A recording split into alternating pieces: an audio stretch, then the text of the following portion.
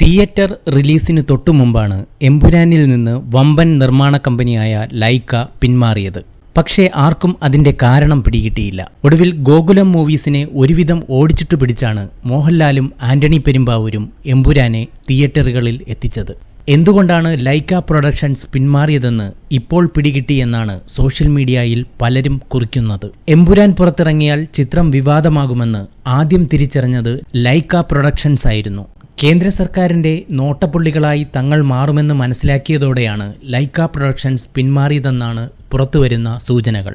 Teaser പോലും പുറത്തുവന്നതിനുശേഷം ആന്റണിയുടെ ആശീർവാദിനെ ഒറ്റയ്ക്കാക്കി സ്ഥലം വിട്ടത് ലൈക്കയുടെ കുശാഗ്രബുദ്ധി തന്നെ. വിദേശത്ത് കള്ളപ്പണ കേസുകൾ നേരിടുകയാണ് ലൈക്ക ഉടമ സുഭാസ്കരൻ. ഇന്ത്യ ഗവൺമെന്റിനെ കൂടി പിണക്കിയാൽ എന്തു സംഭവിക്കുമെന്ന് സുഭാസ്കരന് നല്ല തീർച്ചയുമുണ്ട്. ഈ തിരിച്ചറിവിലായിരുന്നു എമ്പുരാനിൽ നിന്നുള്ള പിന്മാറ്റം. ഇതോടെ വെട്ടിലായത് പാവം ഗോകുലം ഗോപാലനും. നരേന്ദ്രമോദിയെയും അമിത്ഷായെയും ഹിന്ദുത്വ രാഷ്ട്രീയത്തെയും കടന്നാക്രമിക്കുന്ന എമ്പുരാൻ പണിയാകുമെന്ന് കരുതാനുള്ള ബുദ്ധിയൊന്നും പാവം ഗോകുലം ഗോപാലന് ഉണ്ടായിരുന്നില്ല.